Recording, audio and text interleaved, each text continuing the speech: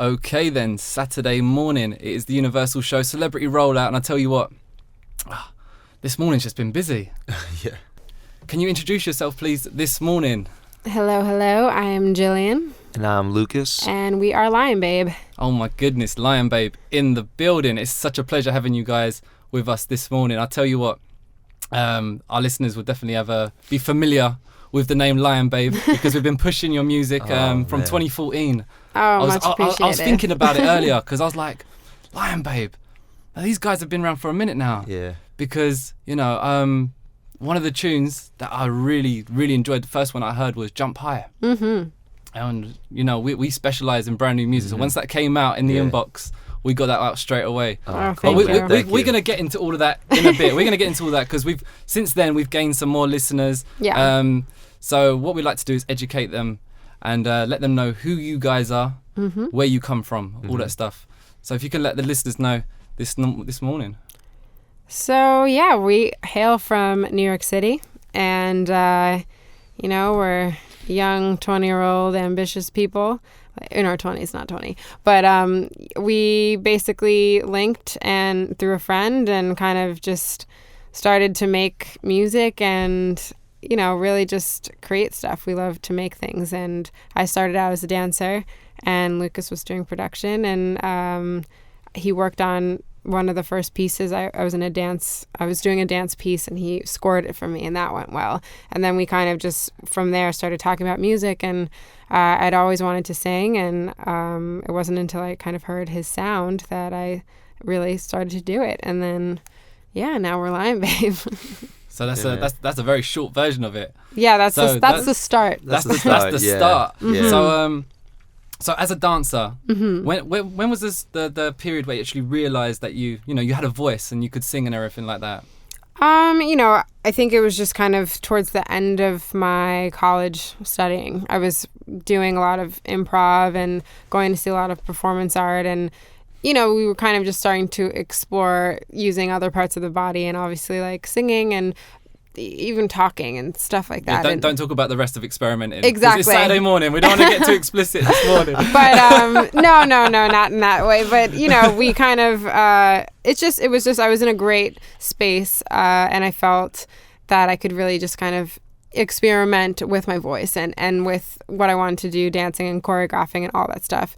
And I think it just kind of, even at the same time, like Lucas and I would hang out, and he was introducing me to like Flying Lotus and James Blake and people that I actually had never heard, and I would always have them on in the studio when I'm like working on dancing. I wasn't even singing, and then I started singing their stuff and really loving, I loved James Blake, and just kind of, I was like, I want to put that kind of like into my dance piece somehow. So my senior piece ended up just starting with me in the dark singing, which is really random, but that's kind of the first time I really sang in front of anyone. And it just felt cool, and I just wanted to do it more. And obviously I had someone to kind of bounce ideas off with, so that's really like where it began. Someone that's honest opinions and all that stuff. Of course. That's good, because obviously production now, because obviously it's a collective, a duo. Yeah. One singer, one producer. Now producing is a different kettle of fish now. It's another talent. When did that all start? Did you start off with an instrument as from young? Yeah, I started playing guitar when I was 11, and that's when I really started getting into like music. Obviously, always watching MTV and things like that, but that's when you kind of like start identifying with like, this is the stuff I'm into. And my dad put me onto all sorts of stuff, a lot of classic music, classic rock and funk and then soul type records. And but throughout high school I was playing like kind of more rock punk type bands. I love like the Clash and like the Ramones and things like that. But then also like when I was a freshman, I bought my first like Tribe Called Quest and Wu-Tang CDs. Right. But like even that, it took a little while to get into production, because for me that was such like a foreign thing. Like guitar was kind of like, well, you just learn how to play the chords and you find the right chords of the song. But when I heard those records, like, how do they make these sounds? And I started learning about sampling and making beats and stuff. And then I was kind of like, whoa, this is also like pretty awesome to do. It's just so cool. Like with that, you kind of like make something and then it's just there, and then you can like listen on loop. And it's like, whoa, look what I just made. And then I was just into that. And then even when we first started, like when we did Treat Me Like Fire, that was basically like we did the music for her dance piece, and then I would just play her beats and stuff. And one day I was at her spot, I was just playing some beats I made off my laptop, and she was like in the kitchen, and the Treat Me Like Fire beat came on, our first tune we made, and had like a sample there, and she kind of just sang along with the sample, like a call and response in the song. I was like, whoa, that sounds really dope. You should just go record that. And that was the beginning of making that song, and the beginning of us starting to make music together. So correct me if I'm so. Treat Me Like Fire, was that was the first release you guys put out? Yep. Yeah. So when and Jump High was a little bit after that. Jump High, like basically we put Treat Me Like Fire out like I think December 2012. Yes. And that was just straight up like, okay, this is day one of Lion Babe. You know, we made a video and we put on the tune on SoundCloud, and it really was just like, well, if we want to get any gigs, you need something to send the promoter, right? So like they can know if you're any good or not. And it was also just like, well, we want to be able to be like, you can Google us now. So like, if we tell our friends, hey, we have a band, they can check it out. And yeah, man, it was just amazing. You know, a lot of the blogs were picking us up, especially a lot of the ones based out here. And yeah, 6 months later, we signed the record deal. Mad, that's crazy. Yeah. What a turnaround. I know. That's quite quick, isn't it?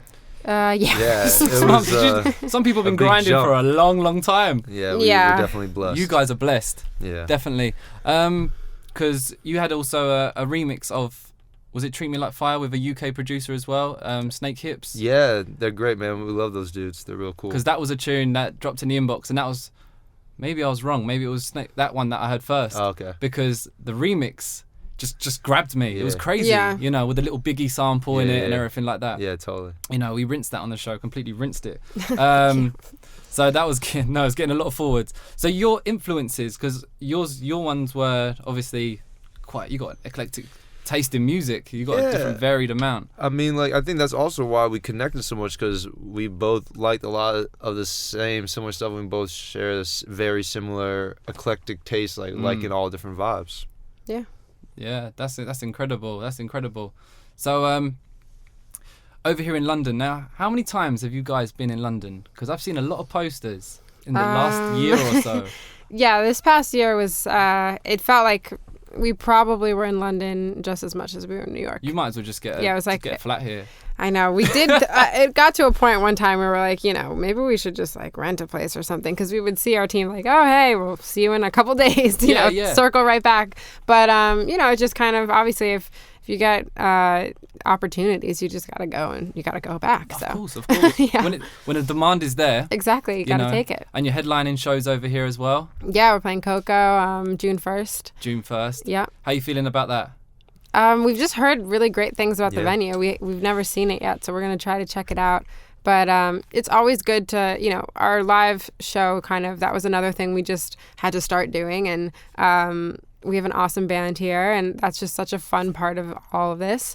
But yeah, like, we've only had a few headline shows, so we kind of want to go all in for this just because we have a couple months to really prep it and make it amazing. Yeah, of course. Because, I mean, obviously there's two sides to everything. How are you on stage? Because I know you're a performer as it is. Mm-hmm. How is yourself on sage in front of the crowd and everything? I mean, I love it. You know, I mean, I've been... This guy's so humble. If you see his face, he don't look bothered at all. It kind of like, you know, it's just like, I mean, I love live music, going to see shows and playing shows, you know, even like as a kid, like starting from like something like when you're playing like your ensemble, like jazz ensemble, or like, you know, the guitar teacher I had, like you have like the 4 students, and we would like cover like some like Jimi Hendrix song or Nirvana or something, so, and do like a show for the parents. So it's definitely been like awesome. Yeah, right. So like, you know, that was that I always love doing that. It's always fun, and definitely this is way better than to do than even the ensemble concerts or something like that, just because we get to really try to, and even now that the album's done, we're really trying to create this show and environment. And you know, musically there's a lot of things, you know, we always want to accomplish, just kind of mixing the electronic with the more organic kind of funk vibes, and like still we're figuring that out, you know what I mean? But it's definitely something just as equally with the records that we were trying to accomplish. Yeah. Now, I have to say congratulations to the new album. I heard it, and it's amazing. Thank you. It's good. Thank you, man. I don't say this to everyone. Like, my listeners know that I'm very critical. That's good. Cool, man. I'm very honest about my opinion, and not because you guys are sitting here, but it's literally the whole fact that, you know, it's a well-rounded album, and that's what I appreciate as a listener. Certain songs, you know, I don't love every single song, but the thing is, you can listen to it from beginning to end, and it's pleasant. Right. Yeah. You understand? And that's what I want to hear in an album. I don't want to hear every song being a banger or something like that. Totally. Exactly. But it's just easy listening. The whole process behind the album, how long has that taken for you guys to piece it together? Because you had the EP as well, which is part of the album as well. You know, honestly, we kind of started it when we started Lion Babe. It was just like, even the first tracks, when we knew we wanted to put out like an EP, we knew that those were going to be on the album anyway, just because it would feel weird to put out our first real piece without Jump High or Treat Me Like Fire. But yeah, I think it's just kind of, since Treat Me Like Fire was our first song literally that we ever wrote. I know people don't believe us, but it was, and get over it. You know, we really had to just write and explore and kind of write even more than we had to kind of know where to start, you know.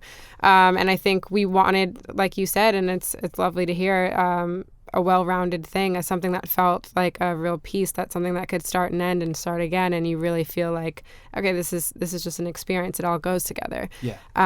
And yeah, I think once we got to a certain amount of songs, we had probably like 5 or 6 songs in addition to this that were in consideration. We just knew, you know, these are the right ones to start with. So The tune that I can see, I mean, the one that I'm really going to feature on the show and push is Got Body. Now that's a girl's tune right there. Nice. That is a girl's tune right there. Yes, it is. And it's sassy. It's proper sassy. What was one of the favorite tunes that you put together, or that you're looking forward to performing on your tour, on your your headline show?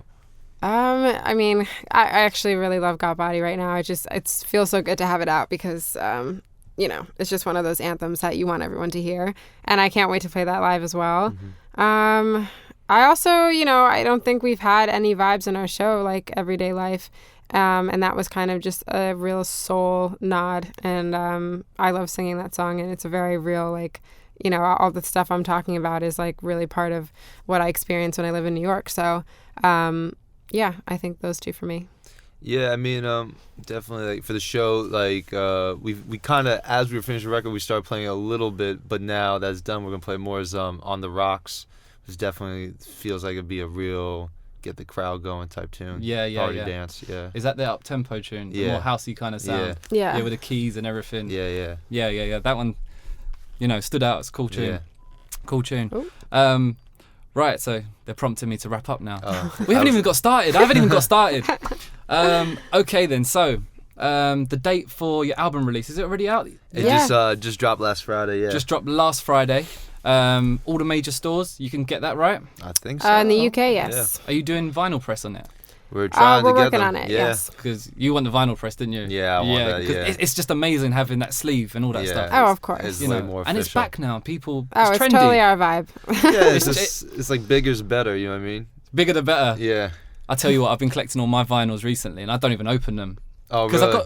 I've got the MP3, so I don't really. Yeah, I know, sure. but there's something about the vibe. It's just all a vibe thing when you're chilling in your living room and you're like, I'll put the record on, and it's just like, drop the needle. It's true. The sound is there. Yeah. I'm just waiting for that day that the albums that I have got, when I meet the artist, that one day that I meet them, that's when I open it. Yeah, for sure. Sign it. For sure. Stick it on the wall. That's what's happening. That's true. And that's why I wish, you know, 'cause I don't have a vinyl for We'll you get guys there, to give we'll me. get No. Right then, so if you could, what tune should we go with today on the show? What tune should we play from the album? Because I'm gonna get on Got Body. That's gonna get played. It's already happening. That's already happening. Stressed Out or Hold On? We can do Stressed Out. Yeah, so we would love to play this tune called Stressed Out off our new debut album, Begin. Yeah, and also let the listeners know where they can find you on social medias as well. So we are on everything, at Lion Babe on Twitter, Instagram, Snapchat, Lion Babe Music, Facebook, Lion Babe, Tumblr, Lion Babe. So basically just Google Lion Babe and you'll definitely Google Lion find us. Babe Yes. and you will find them.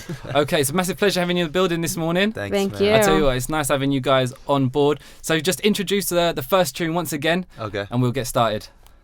What's up? We're Lion Babe, and this is our tune, Stressed Out.